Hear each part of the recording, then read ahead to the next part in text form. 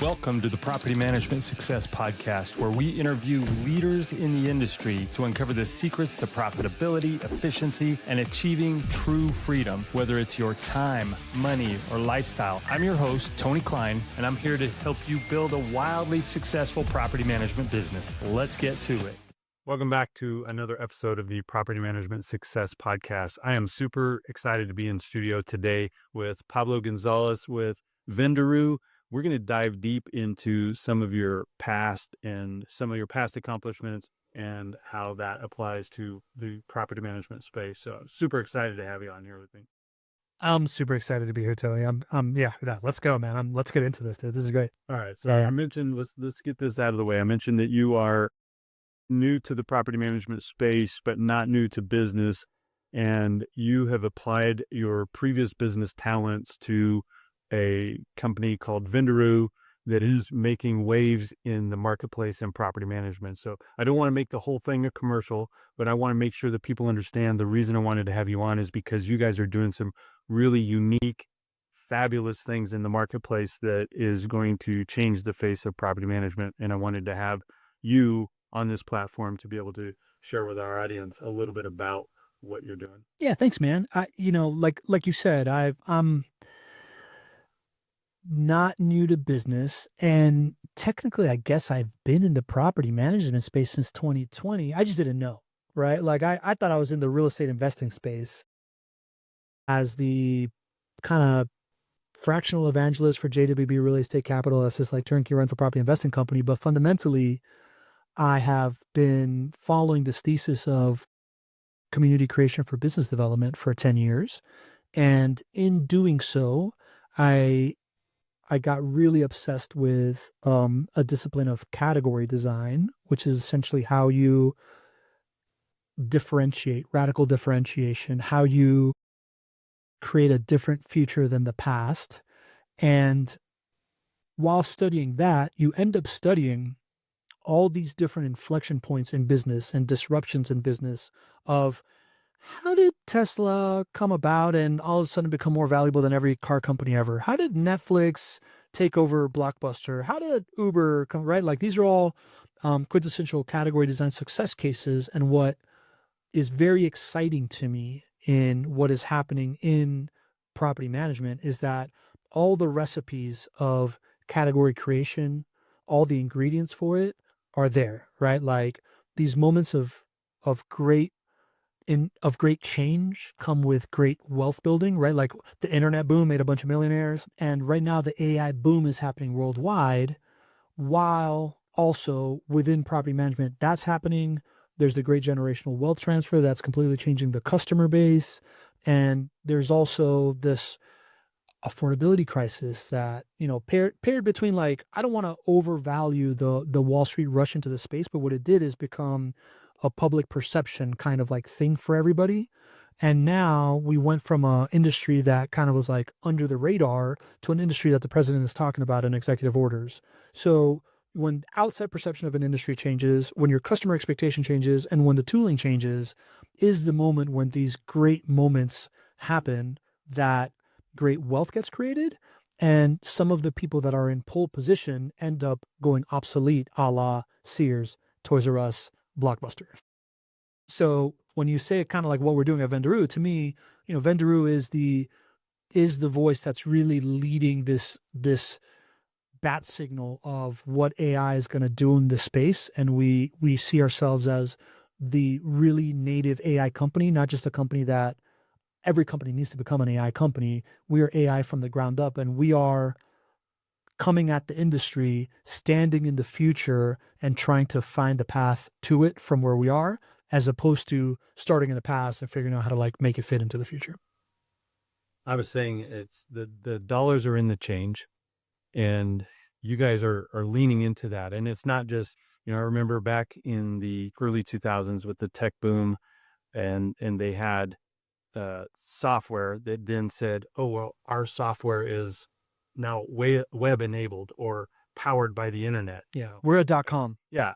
But yet your software still sucked. Like, all you did was you latched onto this common phrase, or this popular new phrase of, web enabled. And I think there are companies that are taking their existing thing, whatever it is that exists, and slapping on some layer of chat GPT or something and saying, oh, well, it's an AI solution, when in fact it's their old solution that either performed well or sucked, but they just have slapped on a layer of AI to it. And it sounds like what you're talking about is something completely different.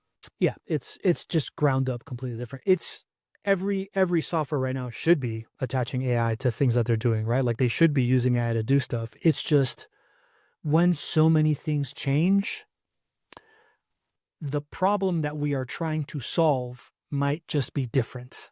And if you're not asking that question right now, you may be missing by 10 miles of where your destination is going to be. Yeah. Right. So that's the inherent thing, right? Like we are starting at the problem. We're not starting at kind of like where we're, kind of like how we want to get there. I got a question I want to ask you about the AI and AI technology. And I agree 100% that I'm going to assume that a lot of the problems that we think we're going to solve with AI are not the actual problems that we wind up solving. We're going to solve bigger problems. And so I want to ask you a question. If you had to pick one jar to focus on, are we focusing on fixing spreadsheet problems, or are we focusing on fixing people and emotional problems? Yeah, it's not even close, man. It's the people and emotional problems. Yeah, 100%. This is an emotional industry, right? Like we've talked about this. And really in a world where if you have interacted with ChatGPT, which I hope our friend that's listening has for their own sake, you have realized that you now have computer wizard superpowers at your fingertips. I myself am somebody that is totally intimidated by technology, and I feel like I have computer superpowers right now. Um, so in a world where the technology piece and what you can do with it is becoming commoditized, the only moat is the people part of it, right? Like that is a way more complex equation to solve. And I think that we all understand that property management and the real estate asset class in general is a very emotional asset class, right? Like you're dealing with people's homes, you're dealing with people's core needs at the base of Maslow's hierarchy, shelter, safety, right? Like things of the sort. So, yes, I could talk for 10 minutes, but 100% people and emotional problems is that thing that we're going to be able to start to figure out. I think a lot of our industry is still stuck on figuring out. They're focused on I gotta create some software that can be hard coded to follow a certain process step. I got 20 steps in this process. I'm gonna have my people. I'm not educating my people on why we do things, but I'm educating them on how to do things, and they're going through these 20 steps. And when something doesn't fit into that, they don't know what steps to take because they don't see the bigger picture. They're stuck in getting that framework down. And I'm not against having documented processes. I think it's smart. Just on like on a football team, you line up on a line of scrimmage, and nothing happens until there's a trigger. And the trigger is essentially a policy that starts that. So there's some overarching thing that happens, and then everybody on the team needs to know exactly what they do to execute that play properly. So I'm not against the step by step, but I think in order to move into this other solution of people and emotions, we can't be so rigid in that step by step, but we still need to execute and get us to that same outcome. Can we go really deep into this analogy? I love football. All right. What I'm hearing you say is, man, I can draw up a play. And I know that when the ball is snapped, the play starts, right?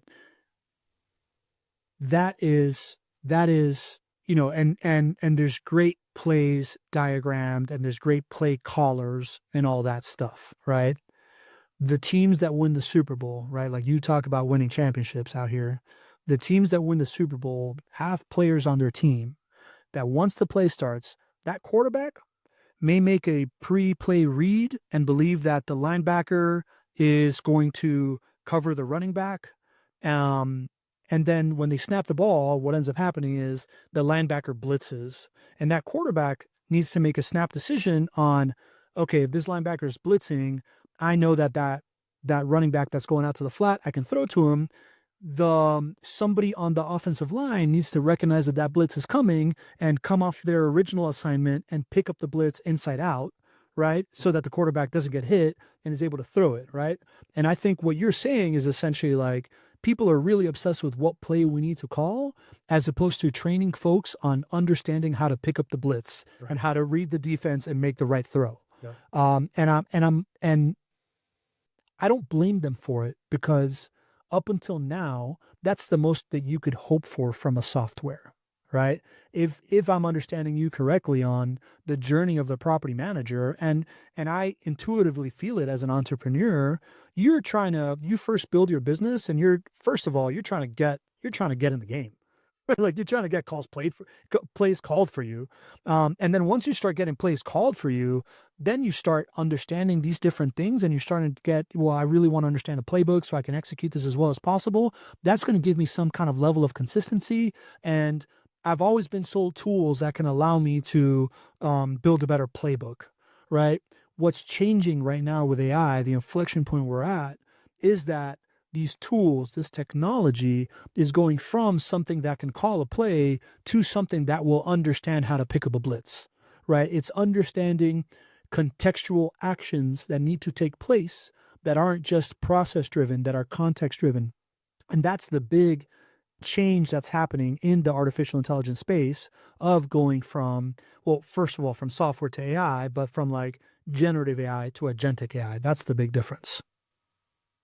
I want to go back like 15 years and tie in something to this. Yeah. I think it was 15 years ago, something like that. There used to be a website called peteranswers.com, and you would type in a question and it would give you a response. And it was amazing, and people couldn't figure out how it worked. Well, how it worked was you typed a couple of codes in there.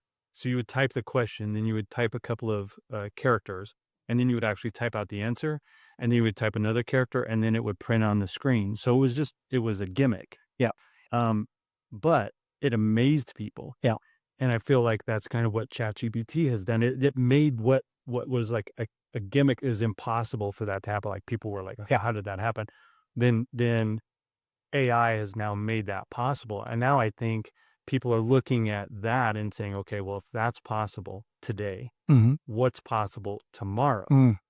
And taking that and extrapolating that, we've talked about how things are no longer in this hockey stick curve. I think that Moore's law talks about how the ability, the processing power of a computer chip has doubled every 18 months since the 1960s, continues to do that. They say we're about to hit a ceiling with that, with the silicon chip and all that. But you remember paying like $100 for a gigabyte? Yeah. Yeah. My first computer had 4 meg of RAM. I was blown away.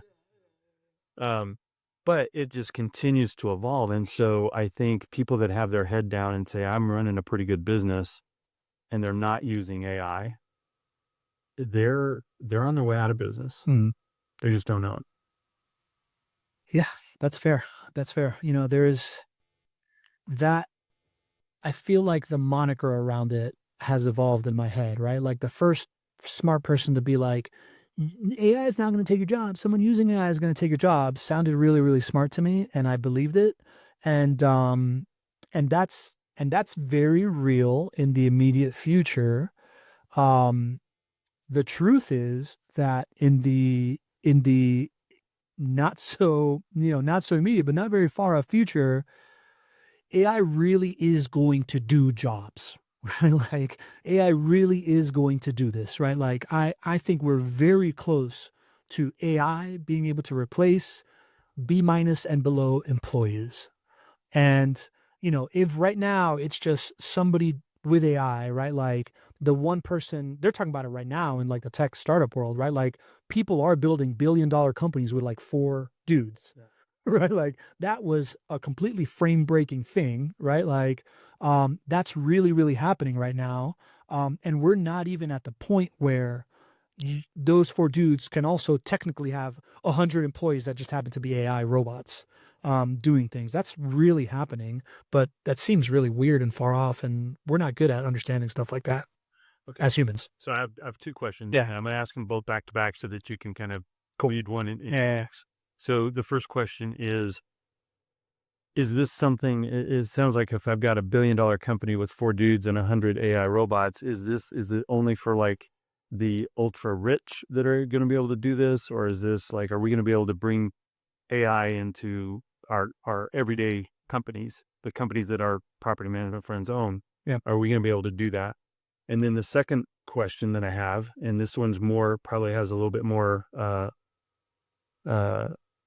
stickers on it, a little bit more prickly. If we can train these robots to do this stuff without people, Mm-hmm.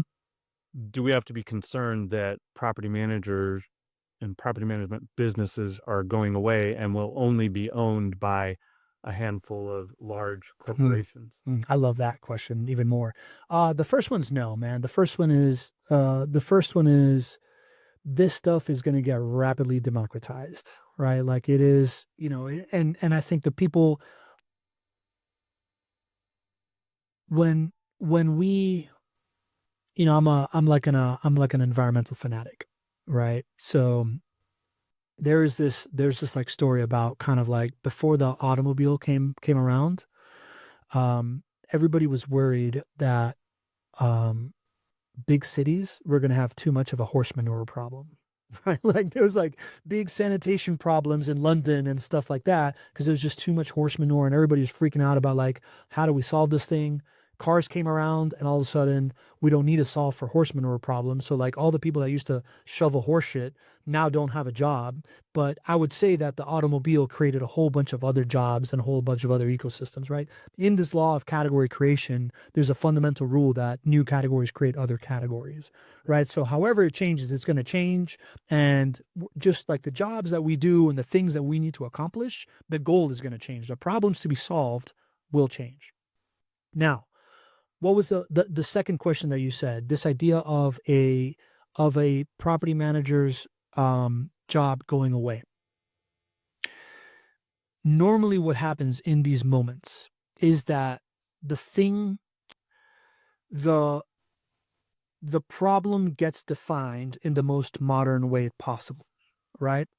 And once that problem is defined in that way, somebody comes in and figures out the best way to define the problem that everybody believes, and he who or she who states the problem the best is known to have the best solution. And if they execute correctly, that business captures 76% of the market cap, and everybody else is fighting for 24% of the market cap of that problem. So the beauty of property management is that it is so segmented by geography, right? So like I have a harder time envisioning an Amazon version of property management, but I don't have a hard time thinking that somebody in Denver is going to create this like the equivalent of like the 4-person $1 billion company for the biggest property management company in the Denver market, right? Like that person is going to figure that piece out, and they're going to break the frame on what property managers right now see as like an assumption of doors that per employee, right? Like how many doors per employee can I handle? How much expertise per decision that is being made is injected into that decision being made, and how much pain of ownership of the business do I need to endure, right? Like somebody's going to break that in the model, in something that's going to resemble something that feels a lot like what we believe property management to feel like today. But on top of that, I also think that just like Amazon did that, right? Like Amazon became like the number one retailer, and now there's really like they own that market share, and Toys R Us is gone and Sears is gone and all these people are gone. There's also a whole direct to consumer ecosystem that has like the one person $1 million business, right? And meaning that there's going to be this like consolidation of like what this like one business model looks like at the top, but then there's also going to be a whole ecosystem of other ground up disruption solutions. So if as a property manager, I can think big and I can operationalize and build the biggest management business in town, those same tools are going to be employed by a guy like me that has a 5-door portfolio that can be like, oh, you know what? I'm not really happy with the experience I just had with my property manager. Instead of shopping out to a property manager, isn't there an AI app for that right now? Like, isn't there a way that I can go from paying my property manager $9,000 a year to maybe spending $1,000 a year in software and maybe slightly more pain, but not so much that I don't want to do it myself, and I can manage my 5 doors. Oh, and if I can manage my 5 doors, I can manage 25 doors. Like no big deal, kind of like an Airbnb operator or somebody that has an Uber fleet now, right? So I think it's going to come top down and bottom up in both ways.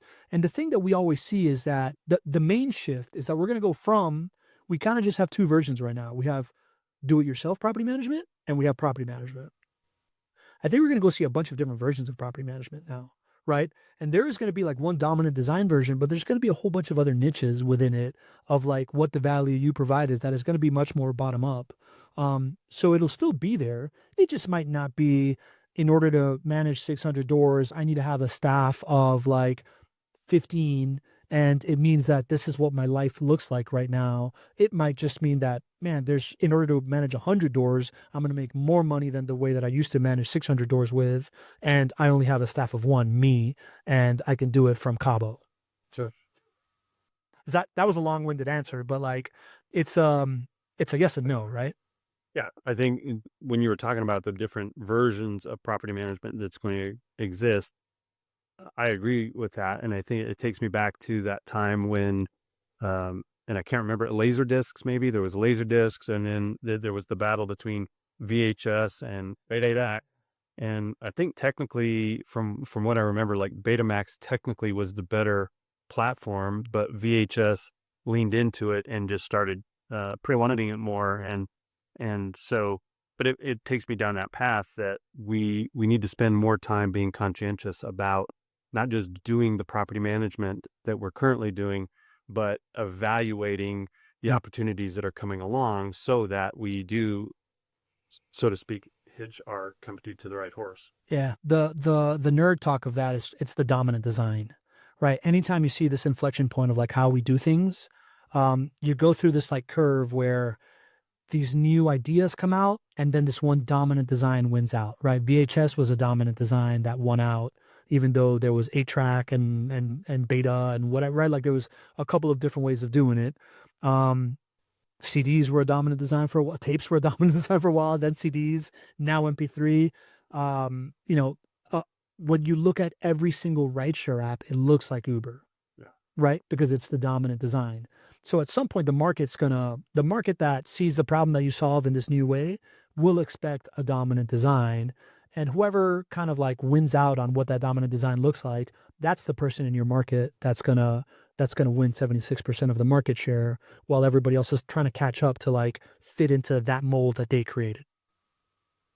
So I say that to the public, especially people who have never been managed before, they've never had a property manager, and they're an accidental landlord. And I know they're the investor clientele have a different persona to this, but the large portion of the investor pool is that accidental landlord, somebody that owns, I think the last stat I remember was like 76 or 78% of all single family homes are owned by somebody that owns 2 or fewer properties. Yeah. And so the large portion is that single family investor that just 2 people fall in love, they decide to move in together, they have this other house, whatever the situation comes up. They didn't intend to buy this house initially to be an investment. And so when they start looking for a property manager, they all look the same. We're all the same to them until we're different. Right. And so is the use of AI, is the use of tools like what Venru offers, is this something that we should be promoting to our clients that makes us different? Or is this something that we should be promoting other things that make us unique? And this is sort of the nuclear power that fuels these differences. Right now, there's an opportunity to differentiate through AI, right? Tesla differentiates as an electric car. I think we're about 5 years until you just call it a car, because most cars are going to be electric at some point, right? Like everybody now has one. So I think right now it is still unique. Like you can go out to the market and say, we're the most AI powered property manager, but you have to frame that into like, cool, what does that mean for me? What is it? I don't care. What does that mean for me? Yeah. Right. So like you can be the person that takes it, that goes to the max with AI, and then now creates a value prop around, um, hey, I realize that most people that are in that hire property managers are not real estate investors. They are two folks that owned an apartment. Now, because we're getting married later, that's more likely to happen. And now when they move in, they decide to keep another one because we're in this like high interest rate environment. It's not that time to sell. Maybe they just want to keep because they like the idea of it. But those folks are being put into a bucket that is filled of real estate investors and people like them, and a little bit of institution and everything in between. The reason why that's happening is because the tools that were out there are primitive, and you couldn't segment like that. But I've figured out, because of AI, that that person can be much better served by doing this and this and this that I can now do, and I can do it at a lower cost than was before because of AI. So that's why, couple that just got married, I am your property manager, right? And what I just did there was a point of view narrative, right? Like the way that you differentiate around whether it's AI or whether it's personal transformation is by including people into a story where you describe the state of the world and kind of like what's missing in it, and the pain that comes with what's missing in it, this new idea to fill this like missing bucket, and what that feels like for you afterwards. That's the way you would differentiate around it. So it can be AI now, but it can be a million things. I want to keep going down that path because actually there were two things I wanted to talk to you about. The first one is AI and everything you're doing in the industry. And then the second one is focusing on the community building, the creating new categories, the way to have as a property management business owner. I'm a small business. I've got 1 to 10 employees. There are some that are larger than that, but statistically, most property management companies have less than 10 employees. And so I want to give them some meat in, okay, we've talked about the tool, but let's talk about how we are different. But before I do that, I don't know if this is a great segue. I want to give you anything else you want to say about AI before we move on to this other topic of the unique identifiers. Yeah, I think we can just land the plane with the AI piece of what we're going from is going from buying these tools that help us better at our jobs to being able to find tools that do our jobs for us. And that might sound threatening, but I rather think of it as like going from something that's making me do something I didn't really want to do, but better, to something that's going to do the thing I didn't want to do, so I can go focus on the thing that I uniquely can do, or the thing that fills my bucket, or the things that actually moves the needle. And when doing that kind of like transition, you go from a software procurement decision to a hiring decision, right? Like you are now essentially, for Vendaroo, what we've created is a way for you to not have to deal with 80 to 85% of your maintenance, right? From work order creation, through triage, through troubleshooting, through vendor selection, through vendor coordination, through follow-up with a vendor, through reporting to owner, right? And now what you can do with that is say, oh, okay, so now I can choose to take that 80 to 85% of time I was investing in that, me or my team, and I can choose to grow the business with it, which we have people that tell us that that's what they do. We have people that tell us, now I'm going to my kids' sports games. Or, you can say, you know what, now for that like 15 to 20% of stuff that like is a really sensitive maintenance thing that gets elevated, I'm going to just babysit the shit out of it, right? Because that is when I can lose a client. And that mindset goes from this idea of like, ugh, I bought this tool and it doesn't work for me immediately, to, ooh, I just hired the highest potential member of my team ever. So I'm going to spend a little time training it so it can be exactly like me. Cause now I'm going to have this mini me that forever, like that will never take a day off and never quit, and answer emails at 3 a.m. So, that to me is just kind of like the mindset of the property manager that's going to win next. They're going to be able to not just standardize the experience for their own good and for the good of the standard experience of everybody else, but they're going to be able to like have a standard experience, and then they're going to be able to have this like way above and beyond experience, because the standard experience is going to kind of be like taken care of by these things, and I can really devote myself to the human side of it in the moments that humanity really really matters. And I think it's a different mindset of the business that you're going to be able to build. It's not just like, how do I serve everybody on one plane, but like, how do I really think about, you know really tailoring experiences to the context of the moment, in the way that only I and my best employees can do. So that's just kind of like the overall thing. All right. Yeah. Love it. All right, go. All right. Yeah. I would feel really bad for the audience if we didn't shift gears. Let's do it. And talk a little bit about Yeah. one of your other strengths. Yeah. Right. And that is you have a long background in helping companies figure out how to stand out in the marketplace and how to create that category of one, how to rise above the noise. And, you dropped some names yesterday with some people that you've been connected with in the past that is really impressive with the clientele that you've had. And for the sake of time, we'll address that later. But I want to focus on what you did with them and just overall, how can you help the property management entrepreneurs that are listening to this create a differentiator? Yeah. What do they need to do to create a marketplace where they are seen as a category of one? Yeah. I mean, that was essentially what my NARPM keynote was about last year at Broker Owner, right?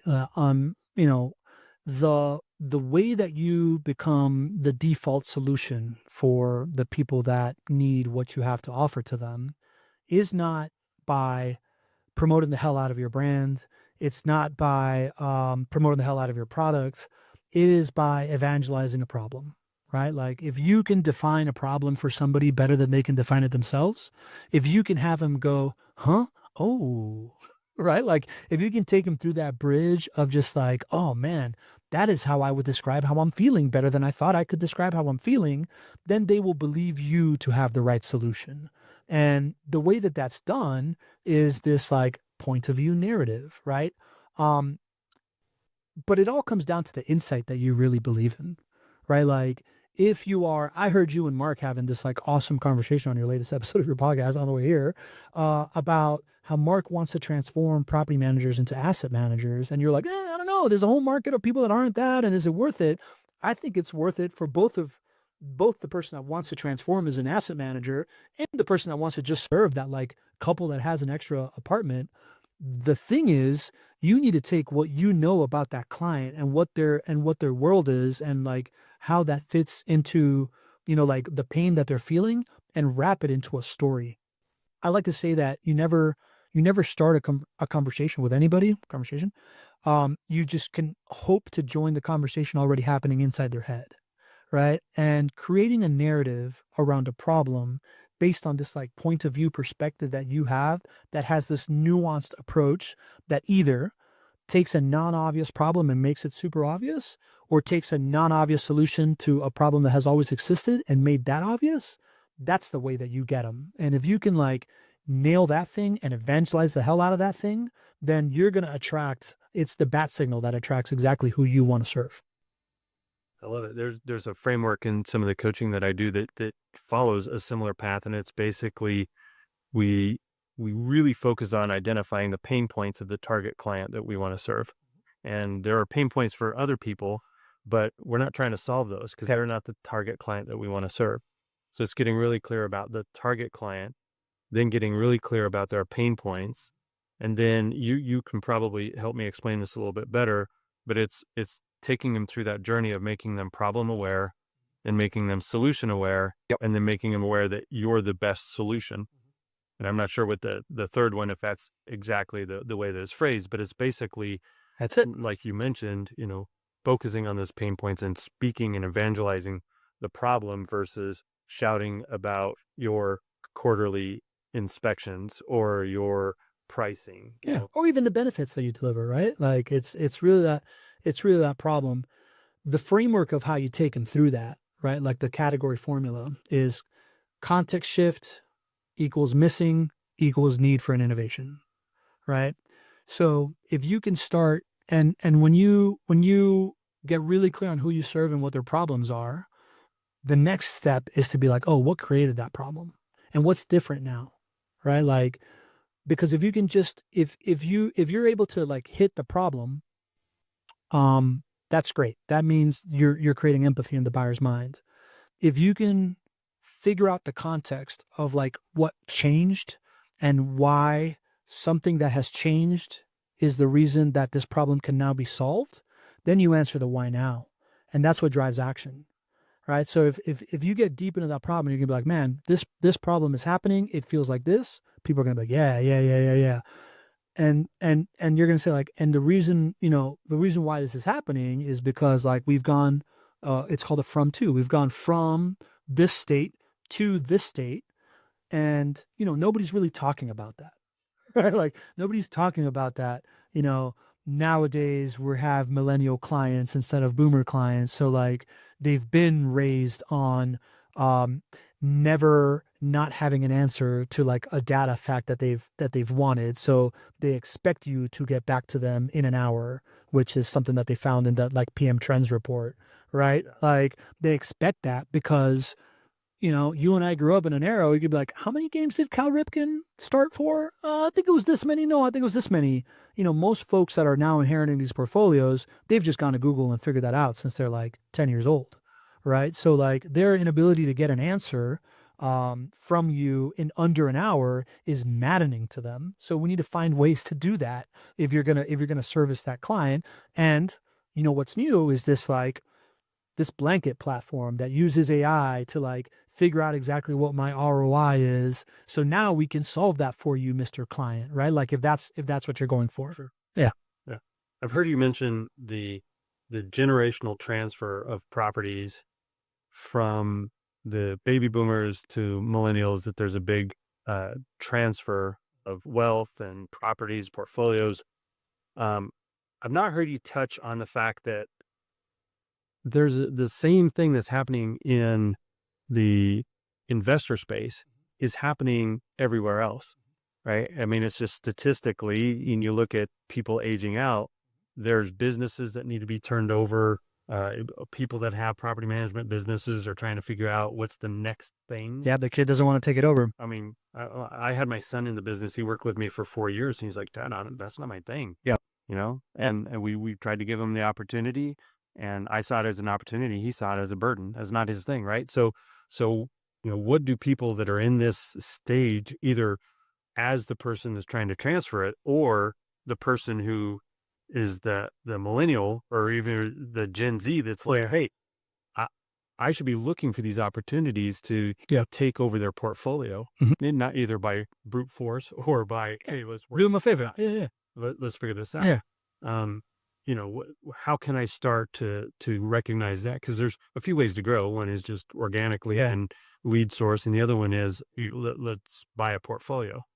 Is there a way that we can apply what we just talked about to the approaching those people who might be aging out and ready to transfer their business?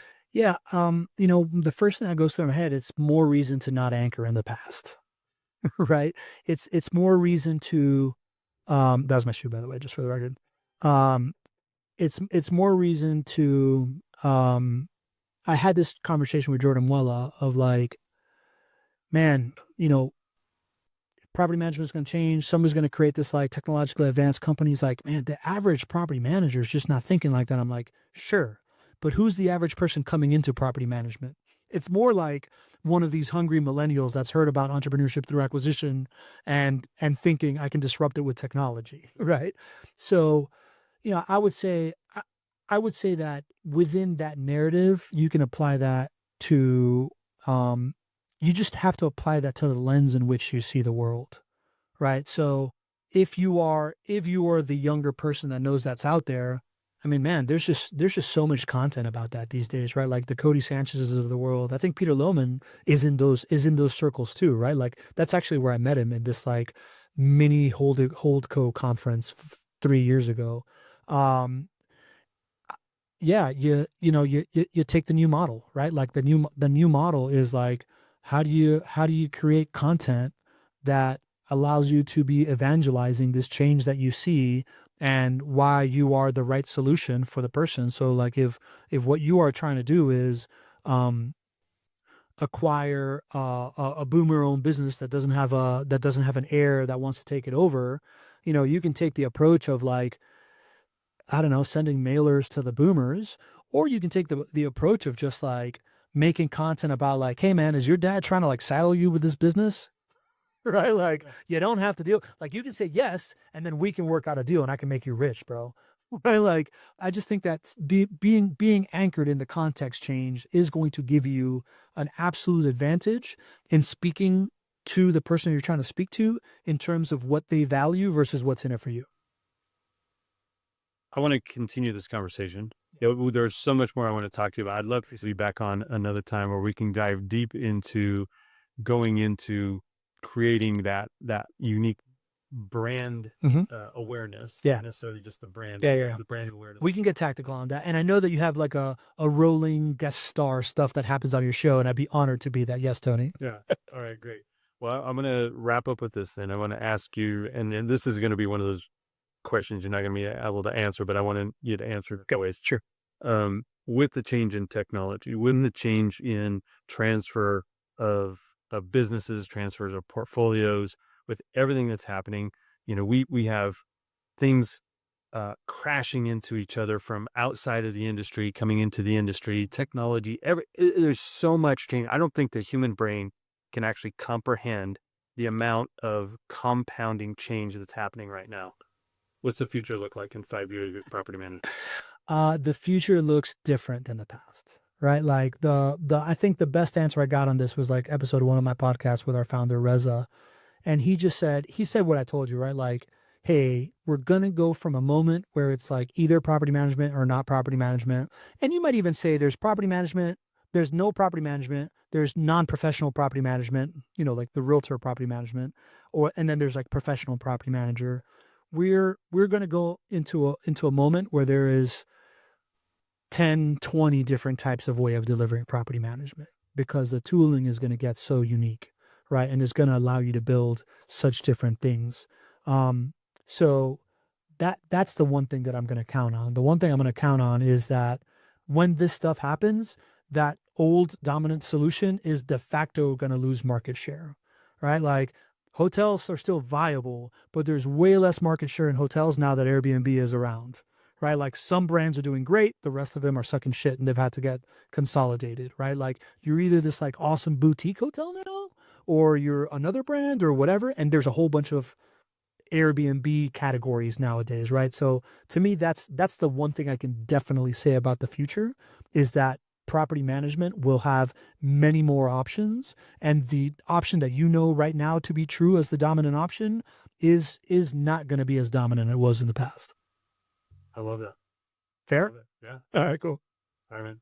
Great having you on. Great. This is great, man. Cool. Thanks for tuning in to the Property Management Success Podcast. We'll be back with another value-packed episode to help you level up your property management game. If you've got something valuable out of today's episode, please share it with a friend or colleague, and don't forget to subscribe and leave a review so you never miss out on future insights and strategies and tactics. Until next time, here's to your success.